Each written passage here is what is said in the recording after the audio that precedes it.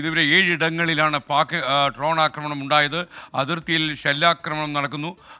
അഗ്നൂറിൽ Pak ഡ്രോണിൽ Indian പ്രതിരോധ സേന തകർത്തു എന്ന വാർത്ത വരുന്നുണ്ട്. അതുപോലെ national security adviser Ajit Doval പ്രധാനമന്ത്രിയുമായി ഇപ്പോൾ കൂടിക്കാഴ്ച നടത്തുകയാണ്. നേരത്തെ സൈനിക മേധാവികളുമായി പ്രധാനമന്ത്രിയുടെ വസതിയിൽ നടന്ന കൂടിക്കാഴ്ച അവസാനിക്കുകയും ചെയ്തിരുന്നു. ഈ ജമ്മുവിലെ പല പ്രദേശങ്ങളും ഇപ്പോൾ ബ്ലാക്ക് ഔട്ടിലാണ്. അതിർത്തി പ്രദേശങ്ങളിൽ പലയിടങ്ങളിലും ബ്ലാക്ക് ഔട്ടുണ്ട്. നിയന്ത്രണ രേഖയ്ക്ക് സമീപം നിന്ന് പാകിസ്ഥാനിൻ്റെ സൈന്യം വെടിവെക്കുന്നുണ്ട്. എന്നാൽ നമ്മുടെ പ്രതിരോധ ശക്തി മുഴുവൻ പാകിസ്ഥാനെ ബോധ്യപ്പെടുന്ന രീതിയിൽ അതൊക്കെ തകർത്തെറിയുകയാണ് ഇന്ത്യ ചെയ്യുന്നത്. കൂടുതൽ വിവരങ്ങളുമായി ദിലീപ് കുമാർ നമുക്കൊപ്പം ചേരുകയാണ്. ദിലീപ്, യഥാർത്ഥത്തിൽ ഇന്നും പാകിസ്ഥാൻ്റെ പതിവ് പ്രകോപനം ഉണ്ടാകുന്നു ഈ രാത്രിയിലും, പറയൂ. എസ്കെൻ, പാകിസ്ഥാന്റെ പ്രകോപനത്തിന് ഇന്ത്യ ശക്തമായ തിരിച്ചടി നൽകുകയാണ്. ഡ്രോണുകൾ ഒന്നൊന്നായി ഇന്ത്യ വെടിവെച്ചിട്ടിരിക്കുന്നു. പാകിസ്ഥാന്റെ ഡ്രോണുകളെ നിലം തൊടാൻ ഇന്ത്യ അനുവദിക്കുന്നില്ല. ശക്തമായ ഡ്രോൺ ആക്രമണം 8 മേഖലകളിലാണ് പാകിസ്ഥാൻ ഇപ്പോൾ ആരംഭിച്ചിട്ടുള്ളത്. ഇത് കൂടാതെ നിയന്ത്രണ രേഖയ്ക്കപ്പുറം നിന്ന് അവർ വെടിവെപ്പും ഷെല്ലാക്രമണവും തുടരുന്നുമുണ്ട്. 8 കേന്ദ്രങ്ങളിലും പാകിസ്ഥാന്റെ ആക്രമണ ശ്രമത്തെ ഇന്ത്യയുടെ വ്യോമ പ്രതിരോധ സംവിധാനങ്ങൾ ഫലപ്രദമായി ചെറുത്തിട്ടുണ്ട്. ജമ്മു, പൂഞ്ച്, ഉറി, പത്താൻകോട്ട്, അഖ്നൂർ, രാജസ്ഥാനിലെ പൊഖ്രാൻ തുടങ്ങിയ സ്ഥലങ്ങളിലാണ് ഇപ്പോൾ ഈ ഡ്രോൺ ആക്രമണത്തിനുള്ള ശ്രമം പാകിസ്ഥാൻ ആരംഭിച്ചിട്ടുള്ളത്. തുടർച്ചയായും ഒരു സെക്കൻഡ് ദിലീപ്, ഇപ്പോൾ ബാരാമുള്ളയിൽ സാധാരണക്കാരെ ലക്ഷ്യമിട്ട് പാകിസ്ഥാൻ അക്രമം നടത്തി എന്ന രീതിയിൽ വാർത്ത വരുന്നു. ബാരാമുള്ളയിൽ നമ്മുടെ പ്രതിനിധി ബൽറാം ഉണ്ടല്ലോ. ബൽറാം, അവിടെ നിന്ന് ലഭിക്കുന്ന വിവരം എന്താണ്? ബാരാമുള്ളയിൽ അങ്ങനെ ഒരു സംഭവം ഉണ്ടോ? അവിടെ ഇപ്പോൾ ബ്ലാക്ക് ഔട്ട് ആണോ?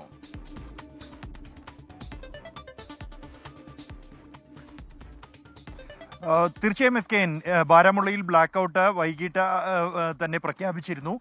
ഇന്നലെ 7:30 പ്രഖ്യാപിച്ചിരുന്നുവെങ്കിൽ ഇന്ന് 8 മണിയോടെയാണ് ബാരാമുള്ളയിൽ ബ്ലാക്ക് ഔട്ട് പ്രഖ്യാപിച്ചത്.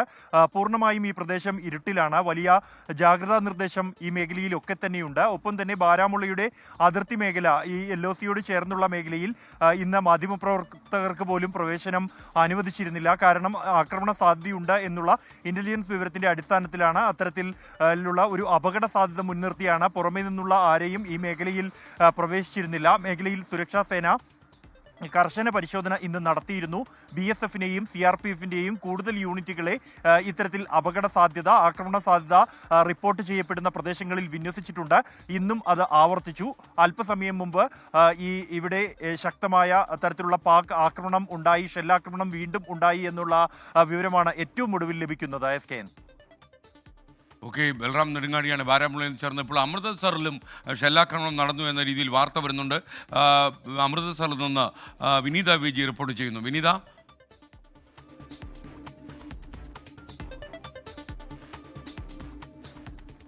തീർച്ചയായും SKN, അമൃത്സറിൽ ഇപ്പോൾ സമ്പൂർണ്ണ ബ്ലാക്ക് ഔട്ട് ഏർപ്പെടുത്തിയിരിക്കുകയാണ്. പത്താൻകോട്ടിൽ ഇതിനോടകം തന്നെ ചില മേഖലകളിൽ ഒരു സ്ഫോടന ശബ്ദം കേട്ടതായിട്ടുള്ള വിവരങ്ങളാണ് ലഭ്യമായിരിക്കുന്നത്. ഒപ്പം തന്നെ ആ മേഖലകളിൽ അതീവ ജാഗ്രതാ നിർദ്ദേശം നൽകിയിട്ടുണ്ട്. ഞാനിപ്പോൾ നിൽക്കുന്നത് ഈ അമൃത്സറിലെ സുവർണ ക്ഷേത്രത്തിന് സമീപമുള്ള മേഖലയാണ്.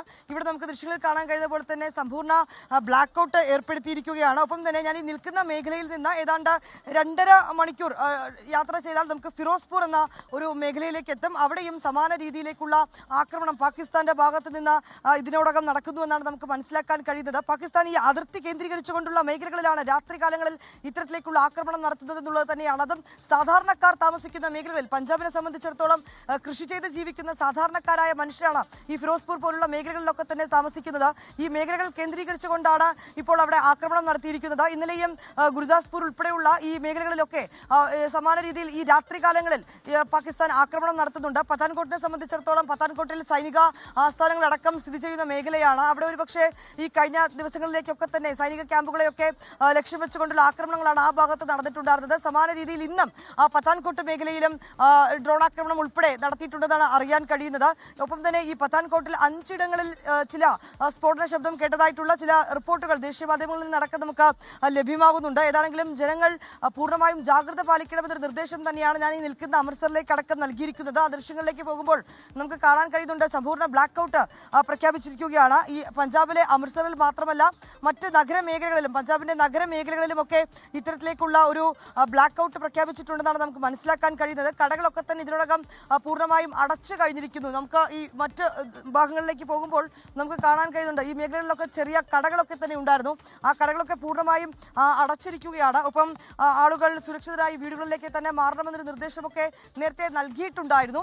ഇപ്പോൾ വലിയ രീതിയിൽ ഞാൻ നിൽക്കുന്ന അമൃത്സറിൽ ആശങ്കപ്പെടേണ്ട ഒരു സാഹചര്യമൊന്നുമില്ല. അവിടെ ഒരു ബ്ലാക്ക് ഔട്ടിന്റെ ഭാഗമായി കൊണ്ടുള്ള ഒരു നിർദ്ദേശം, ഒരു അലേർട്ട് നൽകിയിട്ടുണ്ട് എന്നുള്ളത് മാത്രമാണ്. പക്ഷേ അതേസമയം പത്താൻകോട്ടിനെ സംബന്ധിച്ചിടത്തോളം പത്താൻകോട്ടിൽ വീണ്ടും ഈ ആക്രമണം പാകിസ്ഥാൻ തുടരുന്നു എന്നുള്ളത് തന്നെയാണ് വലിയ ആശങ്കയിലേക്കടക്കം കാര്യങ്ങൾ എത്തിച്ചിരിക്കുന്നത്. ഞാൻ നിൽക്കുന്ന മേഖലയിൽ നിന്ന് 2.5 മണിക്കൂർ ഏതാണ്ട് 100 കിലോമീറ്ററോളം ട്രാവൽ ചെയ്താൽ നമുക്ക് ഈ ഫിറോസ്പൂർ എന്ന മേഖലയിലേക്ക് എത്തും. അവിടെ ഇപ്പോൾ ആക്രമണം നടത്തുന്നതിനുള്ള വിവരം കൂടിയാണ് നമുക്ക് ലഭിച്ചിരിക്കുന്നത്. SKN പക്ഷേ ശക്തമായി തന്നെ ഇന്ത്യൻ സൈന്യം തിരിച്ചടിക്കുന്നുമുണ്ട്.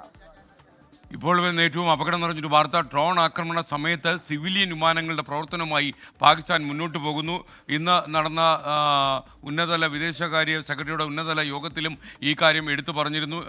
വ്യോമപാത ഈ യാത്രാ വിമാനങ്ങൾക്ക് തുറന്നു കൊടുക്കുകയും അതേസമയം തന്നെ ഡ്രോൺ ആക്രമണം നടത്തുകയും ചെയ്യുന്ന പദ്ധതി ഇന്നും പാകിസ്ഥാൻ പരീക്ഷിക്കുന്നതായി റിപ്പോർട്ടുകൾ വരുന്നുണ്ട്.